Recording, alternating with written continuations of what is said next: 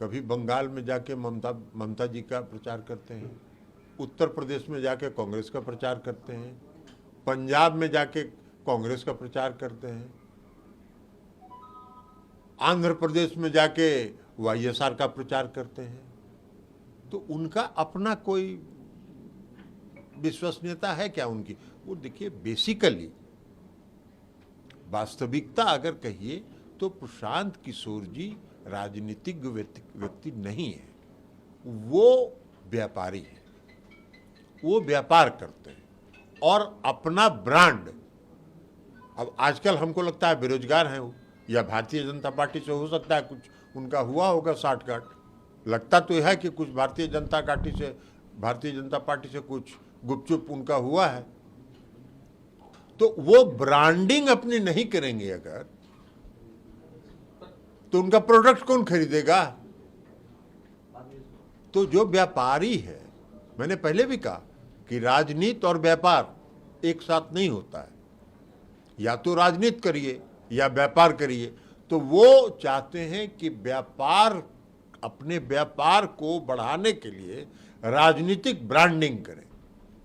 तो राजनीतिक ब्रांडिंग उनके प्रशांत किशोर जी को क्या मालूम है बिहार में क्या विकास हुआ।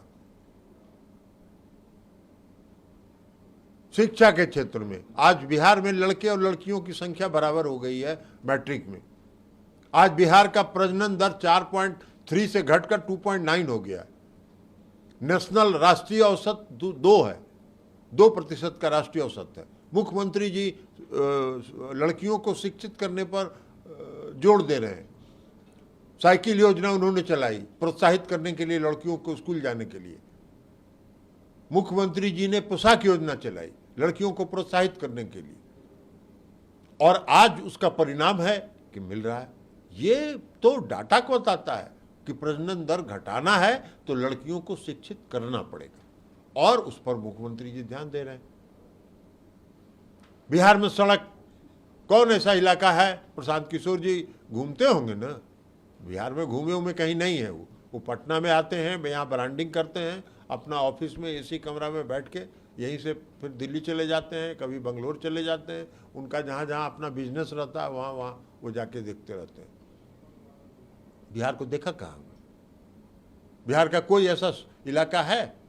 कल मैं आया मधुबनी से, और फुलपरास से हम 6:30 में चले और 10 बजे पटना पहुंच गए। 3.5 घंटा में फुलपरास से पटना आ गए। यही था बिहार। तो बिहार में जो विकास हुआ है, हर क्षेत्र में काम हुआ है। भारत सरकार, बड़ा उनका ब्रांडिंग है। भारत सरकार ने बिहार में जो हर घर बिजली की योजना, 7 निश्चय की जो योजना चलाई, 2015 में चलाई, और 2015 में जो उन्होंने योजना, वो भी कहेंगे कि हम ही कराए। तो यही ब्रांडिंग है ना। तो जो उन्होंने हर घर बिजली पहुंचाने का काम 2015 में माननीय मुख्यमंत्री नीतीश कुमार जी ने किया, उसमें महागठबंधन की सरकार थी। 2017 में उसको भारत सरकार ने अडॉप्ट कर लिया। तो बिहार का मॉडल है ना ये। हर गांव के गली और नली का पक्कीकरण, यह बिहार का मॉडल है ना। हर घर नल का जल, यह बिहार का मॉडल है। माननीय नीतीश जी का मॉडल था ना 2015 में, जिसको 2019 में मोदी जी ने देश भर में लागू कर दिया। महिलाओं को सशक्त करने के लिए मुख्यमंत्री नीतीश कुमार जी ने महिलाओं को सबसे पहले दिया 50% पंचायती राज व्यवस्था में और नगर निकाय में आरक्षण। उसके बाद पुलिस की नौकरी में उन्होंने 35% का आरक्षण दिया। बिहार के अलावा कोई देश में कोई ऐसा राज्य है जहां इतनी बड़ी संख्या में महिलाएं आपको नजर आएंगी पुलिस फोर्स में? बता दीजिए हमको जरा। उसके बाद हर सरकारी सेवा में, चाहे वो क्लास 1 हो, क्लास 2 हो, हर सरकारी सेवा में 35% का आरक्षण उन्होंने दिया महिलाओं को। महिलाओं के सशक्तिकरण के लिए, ग्रामीण महिलाओं के सशक्तिकरण के लिए उन्होंने जीविका योजना चलाई। 10 लाख से ज्यादा आज जीविका समूह है पूरे बिहार में। 1 करोड़ से ज्यादा महिलाएं उससे जुड़ी हुई हैं। भारत सरकार ने जब उसको देखा जीविका को, तो उसको आजीविका के नाम से शुरू कर दिया पूरे देश भर में। तो नीतीश मॉडल ये है। प्रशांत किशोर जी को कहां से नजर आएगा? वो व्यापार के नजरिया से देख रहे हैं। अब ये सब बात वो नहीं बोलेंगे, उनकी ब्रांडिंग नहीं होगी तो कौन उनको व्यापार देगा? तो जिस तरह व्यापारी अपने प्रोडक्ट को मार्केट में लॉन्च करने के लिए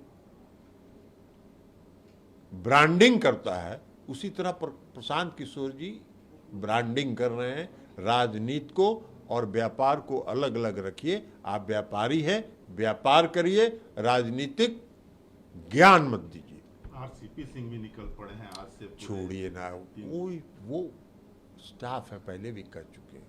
क्या है भाई, 2010 के पहले उनका कोई सुनता? बोलने के लायक भी थे, वो एक अधिकारी थे ना।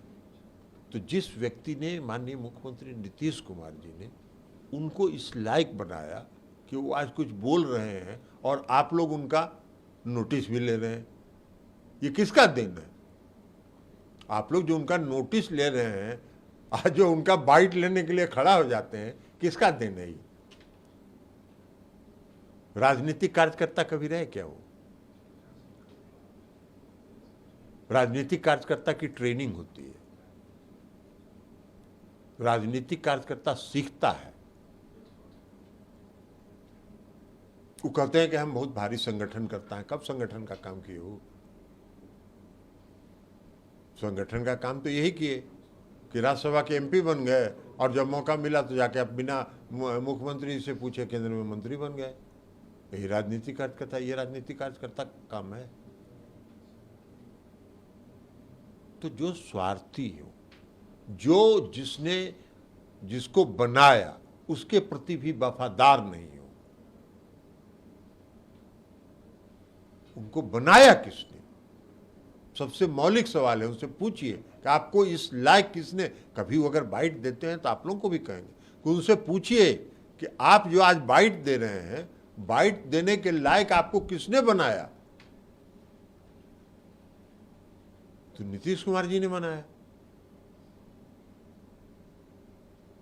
बाकी तो वो स्टाफ थे, तो स्टाफ पर कितना हम बोलते रहे। एक वीडियो वायरल हुआ है, पोस्टर भी लगा है यूपी के लखनऊ में, अखिलेश यादव के साथ नीतीश कुमार जी का। देखिए, ये कोई इसको किसी दूसरे एंगल से देखने की जरूरत नहीं है। माननीय मुख्यमंत्री जी ने कहा है, हम सब लोग कहे हैं, हम लोगों ने राष्ट्रीय परिषद की बैठक में प्रस्ताव भी पारित किया है कि हम लोगों ने मुख्यमंत्री जी को अधिकृत किया है सभी विपक्षी दलों को बात करके एक मंच पर लाने के लिए। इसी संदर्भ में वो दिल्ली गए थे। दिल्ली में उनकी अखिलेश जी से भी मुलाकात हुई। माननीय मुलायम सिंह जी बीमार थे, उनको भी मेदांता अस्पताल वो देखने गए थे। अब अगर और सबको, सभी दल, जिन दलों से भी मुख्यमंत्री जी ने बात किया, उनका रुख सकारात्मक है। तो अगर पोस्टर लगाए हैं तो इसमें कौन खास बात है? नीतीश कुमार जी तो चाह ही रहे हैं कि सब मिलकर लड़े। तो नीतीश कुमार जी और अखिलेश जी का एक पोस्टर में है, कल तो आपको मिलेगा जिसमें सभी नेताओं का पोस्टर होगा एक साथ। तब फिर सवाल पूछिएगा कि सभी नेताओं का पोस्टर एक साथ क्यों है? अरे लेकिन ममता दीदी ने नाम तो नहीं लिया कांग्रेस का, लेकिन और सब पार्टियों का नाम लिया और कहा कि यहाँ से उनको। देखिए, ममता दीदी के भी बात को दूसरे संदर्भ में मत देखिए। ममता दीदी ने ये कहा है, हमने भी देखा है, ममता दीदी ने ये कहा है कि बंगाल, बिहार, झारखंड और उत्तर प्रदेश, यही 4 राज्य मिलकर मोदी जी को खत्म कर देगा। तो ये सही उन्होंने कहा। भारतीय जनता पार्टी के लोग जितना ढोल बजा रहे हैं, क्या है संख्या? 31 की संख्या है, 303 है और 272 चाहिए। तो 31 की संख्या, और ममता दीदी ने कहा है कि ये 4 राज्य मिल के खत्म कर देंगे, तो अब आपको हम बता देते हैं। 18 है आज बंगाल में, 0 पर चले जाएंगे। 17 हैं आज बिहार में, 0 पर चले जाएंगे। तो 18 और 17 35। झारखंड में आज 12 हैं, उत्तर प्रदेश में 65 है, तो वहां से नीचे ही न जाएंगे? तो नीचे ही जाएंगे, झारखंड में भी जाएंगे, वहां भी जाएंगे। तो 35 से ही दोनों हो गया, और बाकी उत्तर प्रदेश और झारखंड ऐड कर देगा तो खत्म है। वो उनका खेल खत्म है 2024 का। लेकिन एक चीज आ रहा है कि यहाँ की सरकार रिमोट कंट्रोल से चल रही है, लालू जी रिमोट कर रहे हैं, दिल्ली जा रहे हैं तो लालू जी अरे कुछ नहीं मिलता है भारतीय जनता पार्टी को बोलने के लिए, तो यही ना बोलेगा। भारतीय जनता पार्टी के पास कुछ बोलने के लायक है नहीं, तो यही सब बोलेंगे। छिटपुट घटना, एक घटना कोई हो गई तो कानून व्यवस्था खराब हो गया। जो भारतीय जनता पार्टी में योगदान दे दिया वो सदाचारी हो गया, जो भारतीय जनता पार्टी से बाहर हो गया वो भ्रष्टाचारी हो गया। भाई कर्नाटक में मुख्यमंत्री किसको बनाया था? भारतीय जनता पार्टी ने येदुरप्पा साहब को बनाया था ना। तो येदुरप्पा साहब भारतीय जनता पार्टी के वॉशिंग मशीन में घुस के साफ हो गए। अरे श्वेत पत्र जारी करिए ना, कितना उन पर मुकदमा था, कौन कौन मुकदमा था। तो भ्रष्टाचारी और सदाचारी का परिभाषा जो अपने ढंग से भारतीय जनता पार्टी पेश कर रही है, उसका अलग बात है। नमस्कार, मैं हूं मानक गुप्ता। अगर आपको हमारा ये वीडियो पसंद आया हो तो इसे लाइक और शेयर जरूर करें, और हां, हमें सब्सक्राइब और फॉलो करना ना भूलें, ताकि आप देश और दुनिया की कोई खबर मिस ना करें। तो जुड़े रहिए हमारे साथ और देखते रहिए न्यूज़ 24।